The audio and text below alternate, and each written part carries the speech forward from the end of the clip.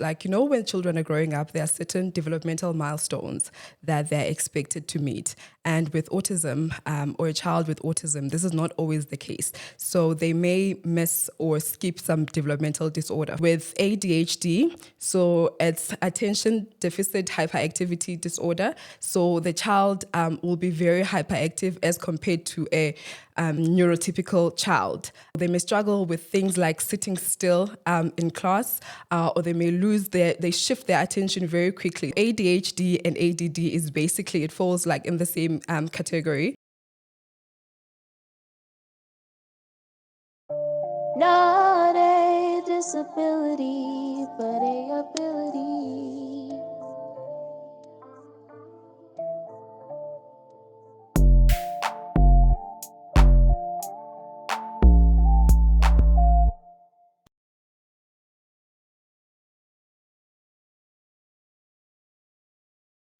Hi, mummies and daddies. Welcome again to another episode of Not a Disability but Ability podcast.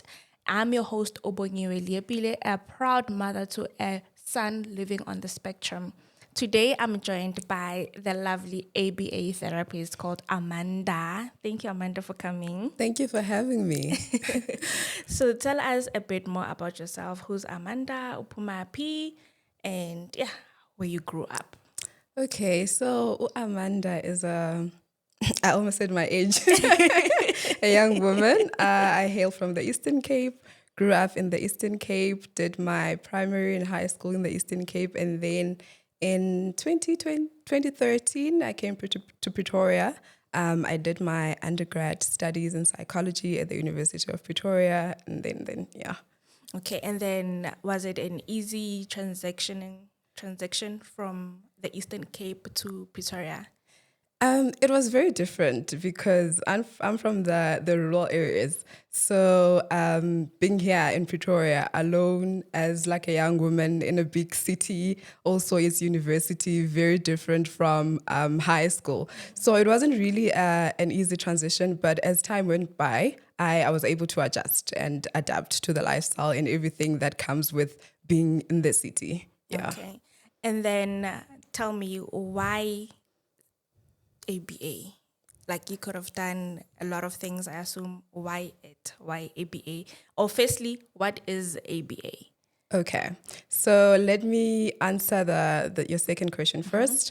So ABA stands for Applied Behavior Analysis. So it's a therapeutic approach that is aimed at assisting individuals living with autism, ADHD, and other childhood developmental disorders. So it basically works, it's derived from a specific theory in psychology that the more you reward a behavior or something, then the more it is likely to occur in the future. And the more it is, I'm losing punished very like loosely, but they use a broader way of putting it. But they also say the more the behavior is punished or ignored, and the less likely it is to occur in the future. So it's derived from that specific psychological theory. Yes. And for your second question, why ABA? I actually didn't know anything about ABA.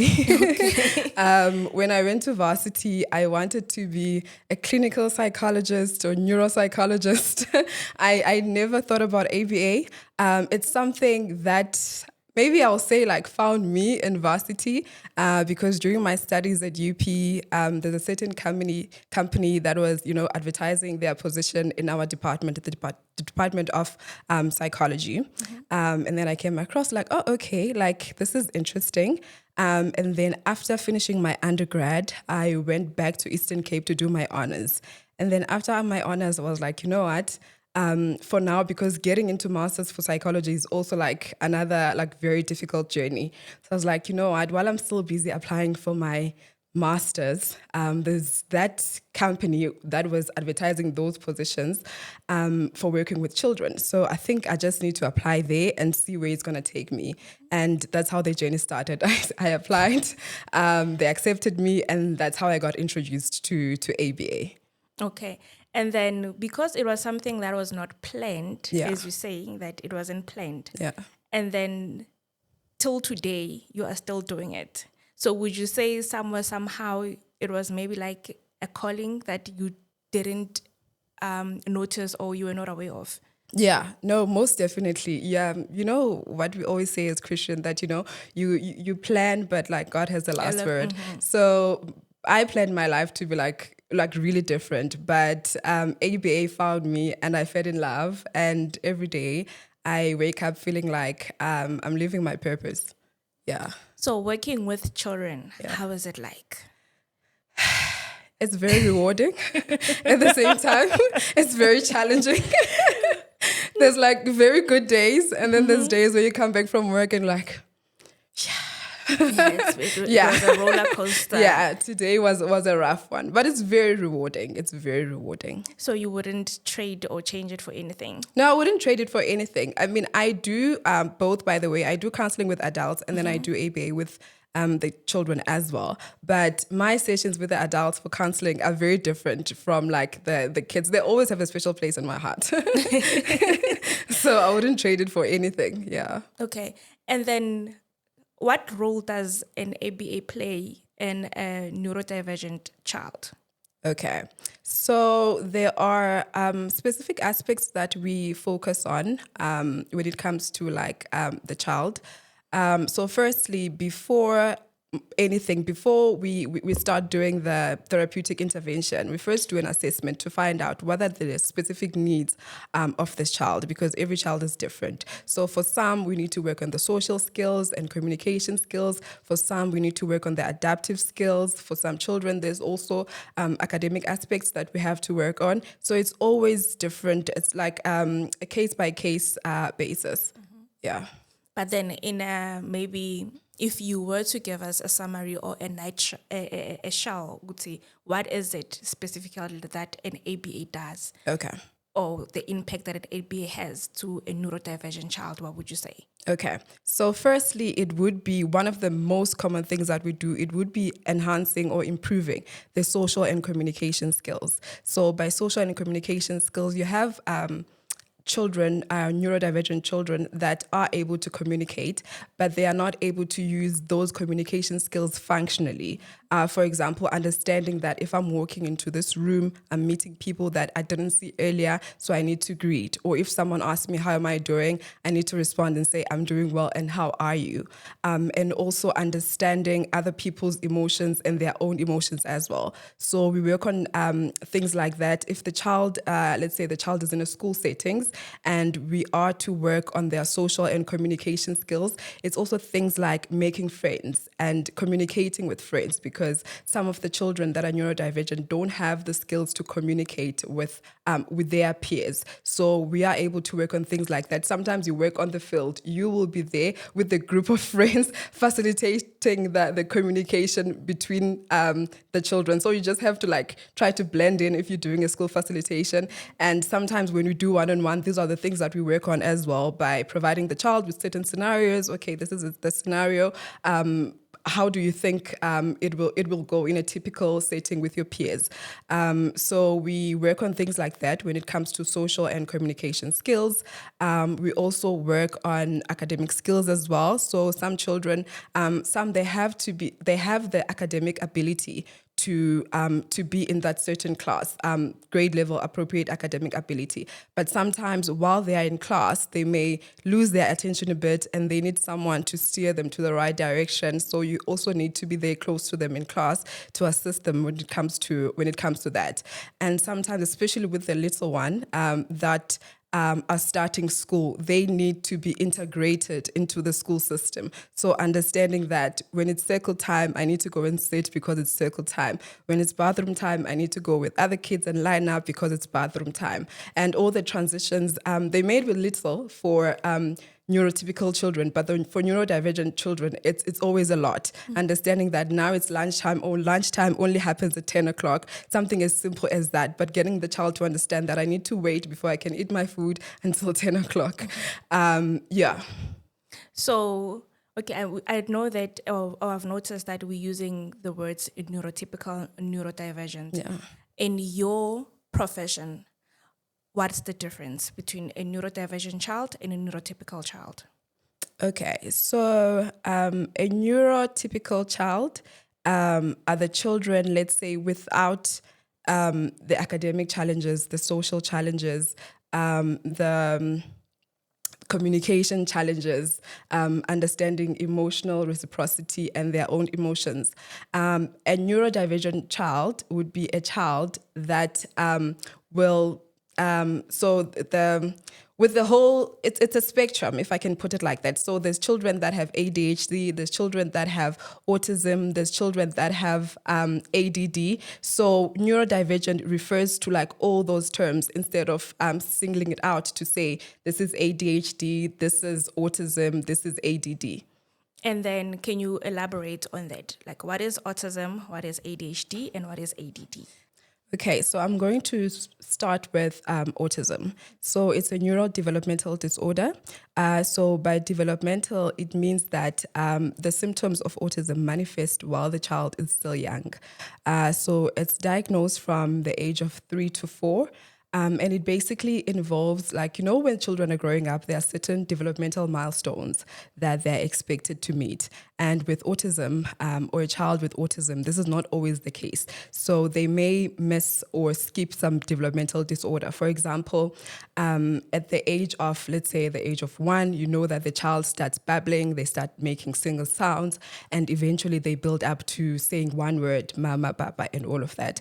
So with children with autism, they don't always meet these developmental milestones. Sometimes they don't get to a stage where they get to speak, and you can also get to see some motor skills as well that are not fully developed, like walking appropriately with flat feet. So sometimes they may walk on their toes. They tiptoe when they're walking, and yeah, so it's basically that. Sometimes actually the kids do meet these developmental milestones and then they do what we call regression. So they will regress or lose all the skills that they had initially attained in their early stages of life. And then with ADHD, so it's attention deficit hyperactivity disorder. So the child will be very hyperactive as compared to a neurotypical child. So they may struggle with things like sitting still in class, or they may they shift their attention very quickly. So in class, they'll be, let's say, discussing transport, and then the child will just move and blurb like a different answer as opposed to what is being currently spoken about in class. And even with their peers, they may struggle to stay on topic. Let's say as children, you are discussing how your holidays went, and they may, out of the blue, go on to say something that's completely different to the topic that is currently being discussed. So ADHD and ADD is basically, it falls like in the same category. So the other one is attention deficit, so the lack of attention, and the other one is more focused on the hyperactivity. Okay, so ADHD and ADD is the same thing. It's just that the other one doesn't have the H for the hyperactivity. Oh, okay, Yes. Now I understand. Yes. So in terms of this neurodivergency, your autism, your ADHD, and your ADD, would you say that a child can have all three, or can a child only have one? Okay. So when it comes to diagnosis, as behavior therapists, we do not diagnose, right? But obviously from my knowledge of psychology and from working with the kids, there's, certain experience that comes with it. I think I can say that it does happen that sometimes it co-occurs. So we call it comorbidity, where there's more than one disorder that affects the individual. So it is possible. Yeah, it is possible. Okay. And then how do you deal with parents now that are actually, I think maybe you've seen or noticed or maybe experienced a parent who is noticing the child's behavior. They bring the child to you as a therapist for you to work on the child. But as soon as now you highlight that I think the child might have, let's say, autism, for example, and the parent is like, nope, not my child. Yeah. So it's always, it's one thing to work with the kids because they are children, but when it comes to the parents, it's always like, a different and very challenging case. But firstly, we always try and avoid to even give that hint of diagnosis. But what we do is that before the assessment, if you as a parent, you bring your child, you say, I feel like my child needs to be assisted when it comes to certain skills. So the first thing that we'll ask is, does your child have any diagnosis? Have you taken your child to a pediatrician or OT or speech or anything like that? Has the child been assessed for anything before?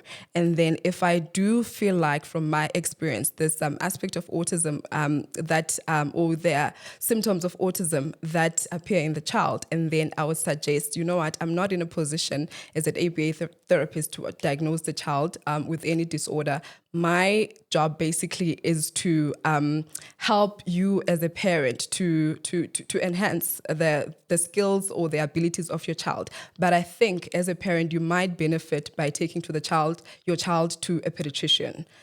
So that you can find out what exactly is happening. It won't stop me from applying the therapeutic approach, but I think you would benefit just for you to have an understanding of what is happening exactly as a parent. So that's always the approach, and it does seem to work sometimes.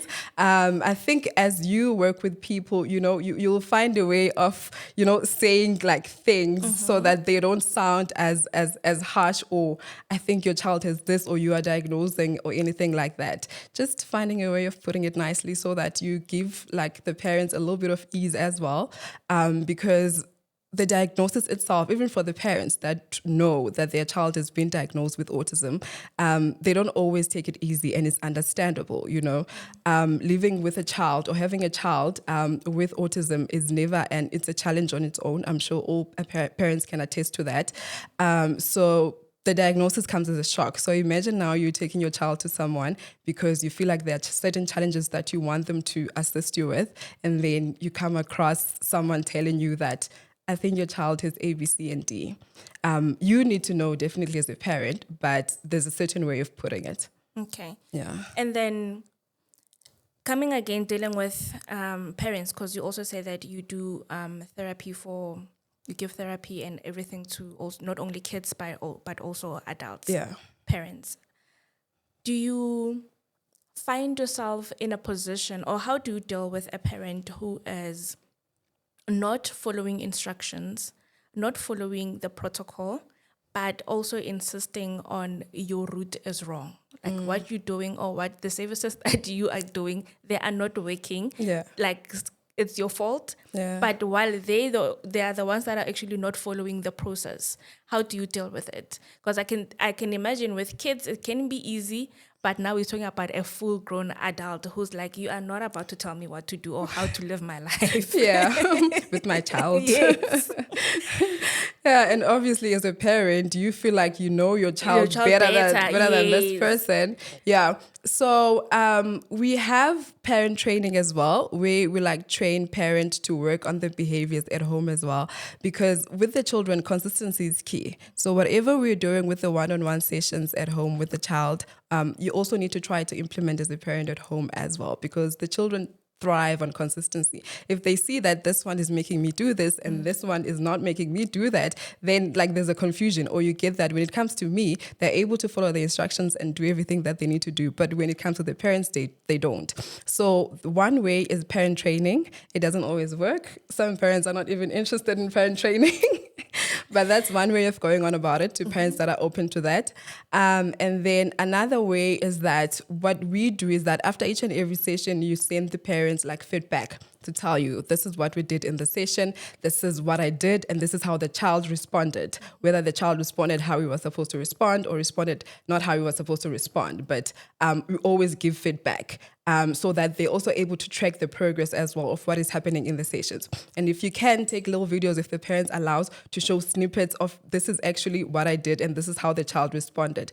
There's improvement when it comes to this area and that area, so that they're able to see as well. That in that way, you are also giving them evidence to say, you know what, it's happening with me in the session. If you try to do this with him at home as well, maybe it could like work with you as well. So it's not like, you know, sometimes like even the schools, they will write report, but you're like, my kid did this. So are you sure? So sending those little like snippets of videos to show them exactly what's happening like does like help sometimes. Yeah. Okay.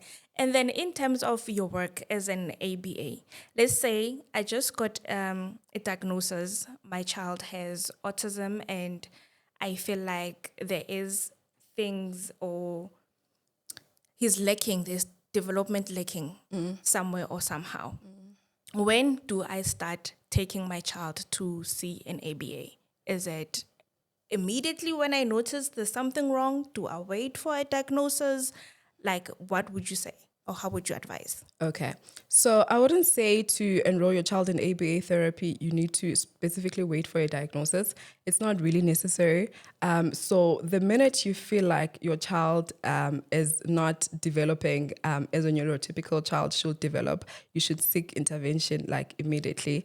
I always say sometimes maybe from the age of 3 to 4, then you can definitely start ABA therapy, because I mean it can be also because we always say intensive and early intervention works best.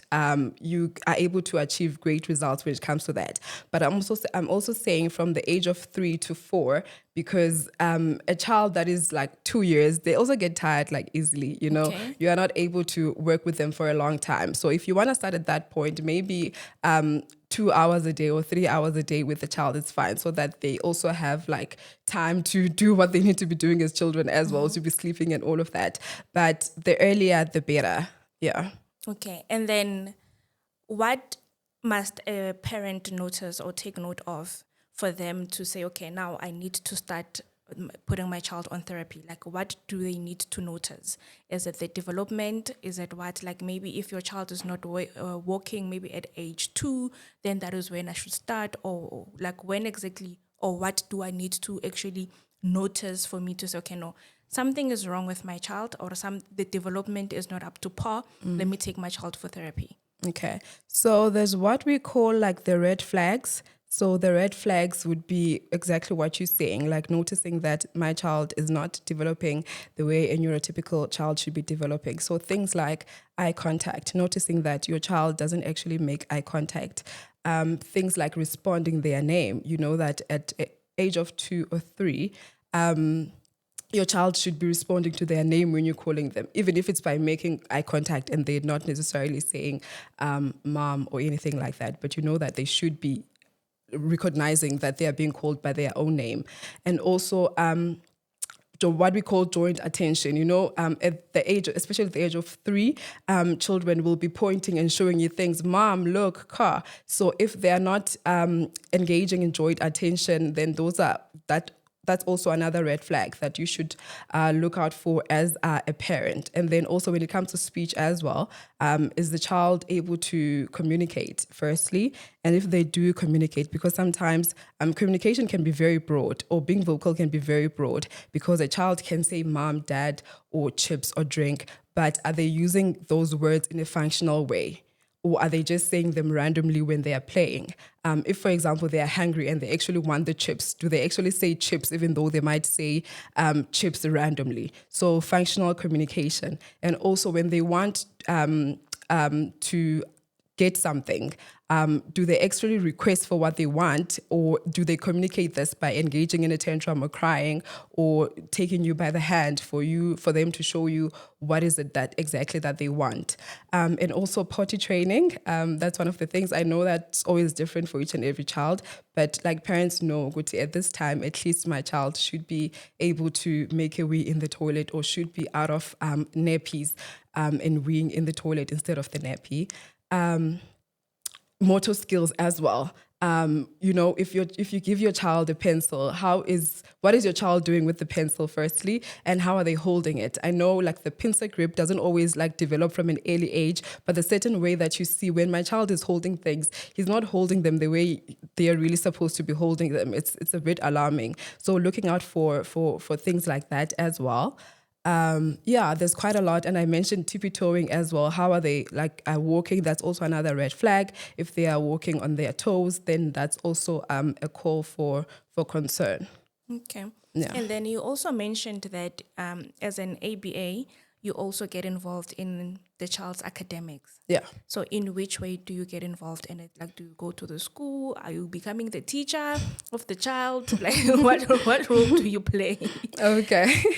So with when it comes to academics, it definitely always depends where the child is at, as I said.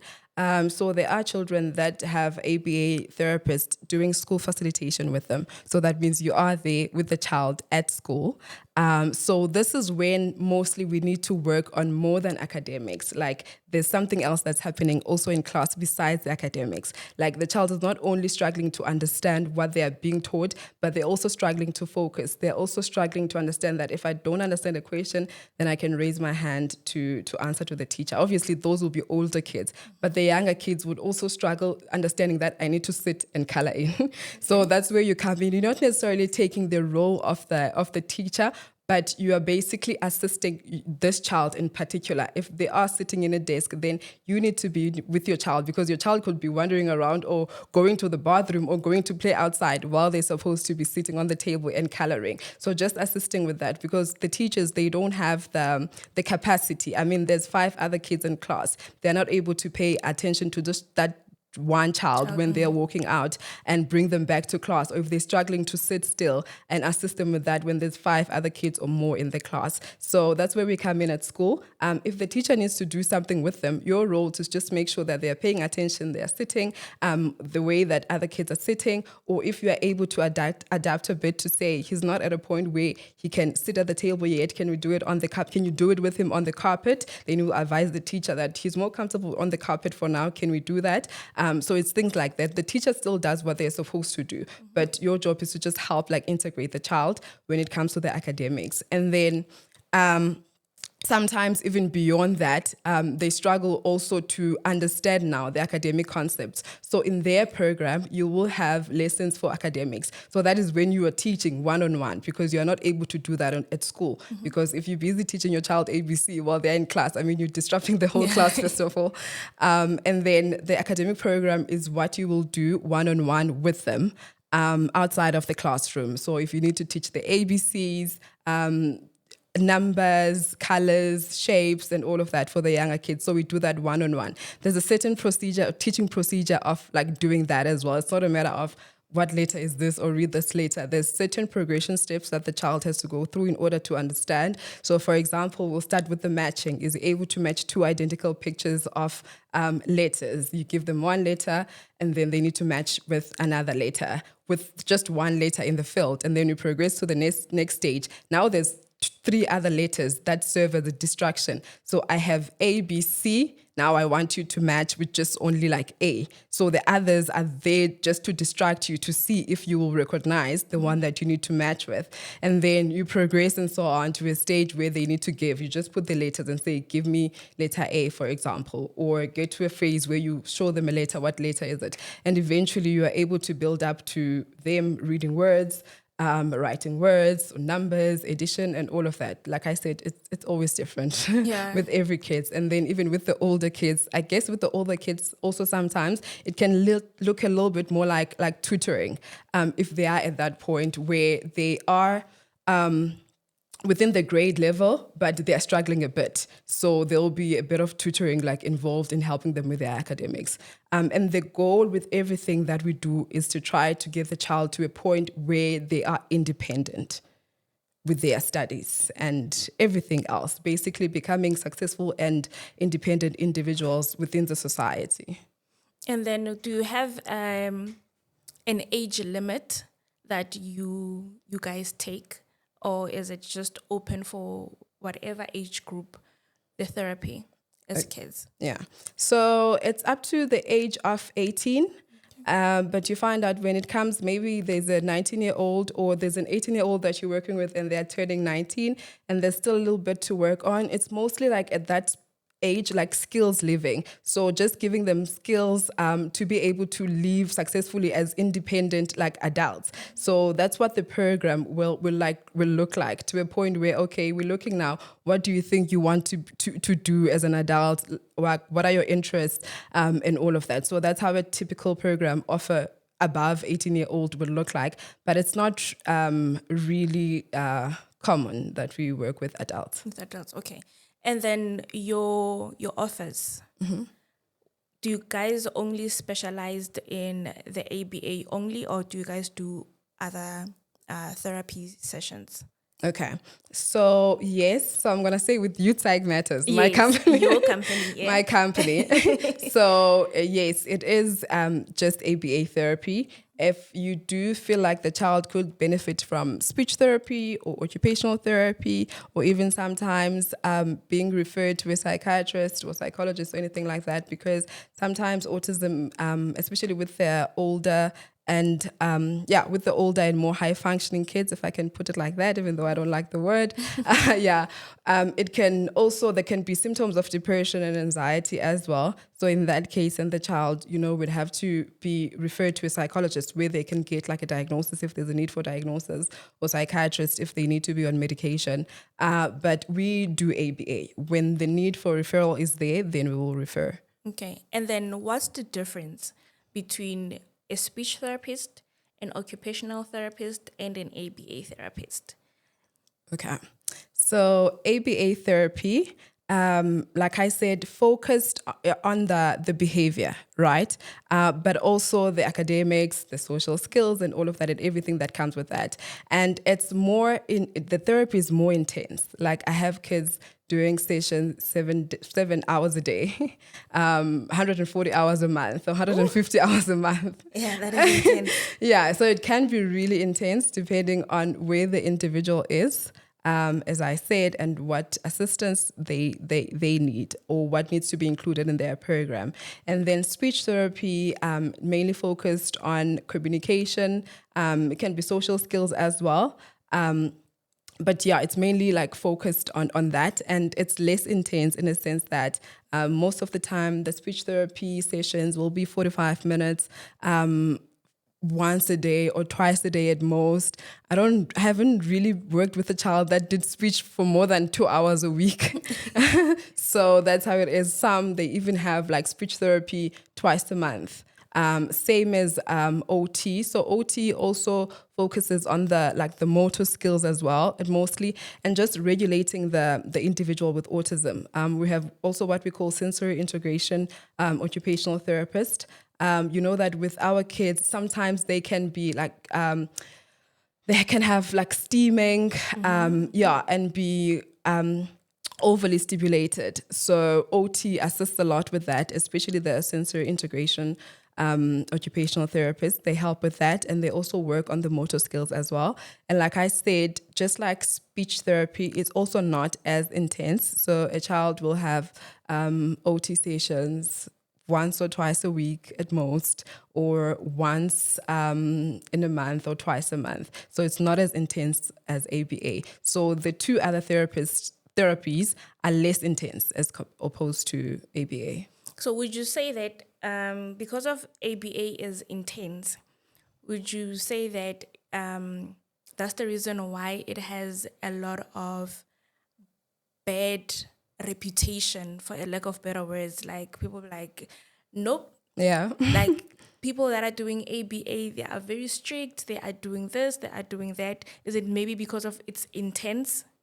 Definitely one of the reasons, because I mean, as an ABA therapist, I will spend more time as compared to other therapists, like with a child. If I have a child that I'm working with for 7 hours every day, so that means I'm literally with this child every day as opposed to like the other therapists. So whatever happens, I'm that person who's with this child. I'm the one who's responsible for whatever is happening with the child. And also, I think another reason why it has such a bad reputation is because previously, like, it was like very like rigid and not so flexible, in a sense that I give you an instruction, follow the instruction, reward or no reward. It's not as flexible as it is now, or it has gotten like over time. So people are still stuck on the fact that ABA is rigid, it's not flexible, and all of that. So I think that's also one of the reasons why it has such a bad reputation. Yeah, because I've noticed that a lot of parents are not for ABA because that's what I was saying, that maybe it's because of the intents or whatever, or the information that they've received. Yeah. And so you're saying that back then it was too strict, or was it too harsh on a child? Like, Yeah. is it the reason why? Because you're saying now it's flexible. So I'm Yeah. trying to understand the flexibility Okay. part. How is it flexible now? Okay. So firstly, most of the time with their parents, right, who say, like, we've done their research on ABA, and they said, they always say the individuals, like, or the older individuals that received like ABA, always complaining that it was very like rigid, it was very strict, it wasn't like good for them. It made them very uptight adults. So as I said, like back in the days, it was rigid in a sense that if I give you instruction, stand up, you need to stand up. Like, I give you an instruction, you follow the instruction, and then there's a reward, or there's a punishment, if I can put like that. Punishment is not necessarily negative punishment, but it also means that I will give you like an informational no, do it again, stand up. So it was like very rigid, and it's more like it was the ABA way or the highway, because also most of the individuals, like I said, that are on the spectrum are very different. So not every child will respond like the same way to the instruction. So now it's more of, I do an assessment, I see where the child is at, and I go with the child. If the child likes working on the carpet, that means I'm going to sit and work on the carpet with the child. I'm not going to force a child to sit on the table in order to work. If the child is more interested in learning with blocks, for example, and we're doing colors as opposed to bringing papers with colors, then maybe we can work with blocks, especially if this child is understanding if I'm working with blocks. So it's things like that, in the sense that it's not as rigid as it was before. Yes. So now it's all about like seeing where the child is at and going with the child, as opposed to, I'm coming as a therapist, I'm telling you what to do, we're going to sit on the table and that's what we're going to do. It's my way or the highway. Yeah, it's my way or the highway. Yeah. Okay. And then the Youth Psych Matters, is it your own facility, or maybe you work at a facility? Like maybe, let's say, for example, I work at Mediclinic. Yeah. Not that I own, it's mine. Yes. Yeah. Is it yours? Is it your baby? Is it your business? Okay. So Youth Psych Matters is the baby, focused on two things. So there's an ABA division, and then there's a counseling division. So I'm working at an office in Sunnyside. So there's other professionals there. There's psychologists, there's OTs, there's speech therapists, but it's more of we are working as different professionals within this space. So it's a different company, organization that I work under, or I'm using their offices as everyone else within that.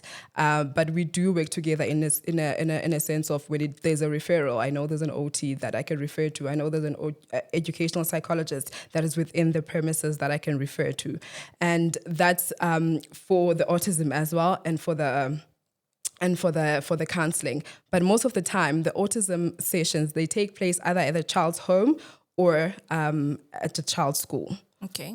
So I don't do any ABA therapy sessions at the office. So it's mostly assessments and then the counseling. And then when it comes to the actual sessions, they take place at a child's home and the child's school. We don't have a center for that yet. Unfortunately, it's mostly centers that work like best when it comes to having like a facility for the kids.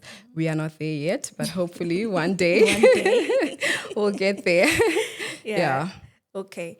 And then you said you have, your offices are in Sunnyside. Yes. Where in Sunnyside? Okay, so if you check Google Well Life Inc., previously known as Pretoria Psychologist, 155 Raleigh Street in Sunnyside. Not so far, it's Justice Mohammed, not so far from UNISA and that Afrikaans hospital in Sunnyside.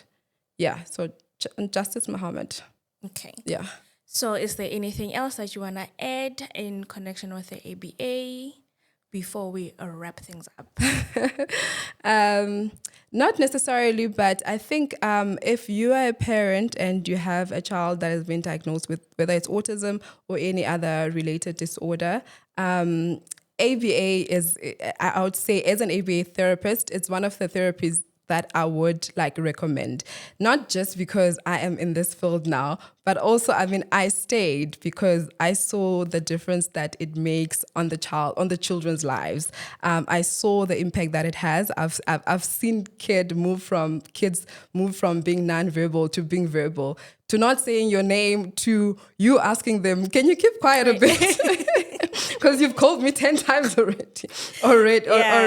And it's amazing when you get to see the changes and the transformation that it has for the children. And also just coming with an open mind and understanding that, not all children are the same, and their destinies is not going to be the same. And I'm also not saying that ABA will work for each and every child that has autism. Like any other therapeutic intervention, it might work, or the child might respond well to it, if I can put it like that, or the child might not respond the same way another child would. So the results are always different. And this is also, it always depends also on how intense the therapy is for the individual and when the child started with the intervention. So that also plays a role. But it's always one of the greatest avenues to explore, just to give your child an opportunity to have that independent life at the end of the day. Because more than anything, we also do not want to work with the children until they are older. Our aim is to grow and shape individuals that are going to become independent in the future. Yeah. Do you want to share your details, maybe for parents or people that want to get in touch with you or want to start their kids on therapy? Where can they get a hold of you? Okay, so I have a website, www.youthpsychmatters.co.za. So my numbers are there. Otherwise, you can also reach me on 068-073-0385. But if you go to my website, www.youthpsychmatters.co.za, you'll get all the details there, where we are located, and the contact details if you're not able to catch them now. Okay, thank you so much for honoring the invite. I think that is the end of our interview. Thank you so much for educating us. Thank you for sharing your experience with us. It was a pleasure to have you. Thank you for having me. Thank you so much. It was a pleasure being here. That is it for today, Mummies and Daddies. Don't forget, the book is available. It's Autism is My Superpower. So don't forget to also like and subscribe. See you later. Cheers. Bye.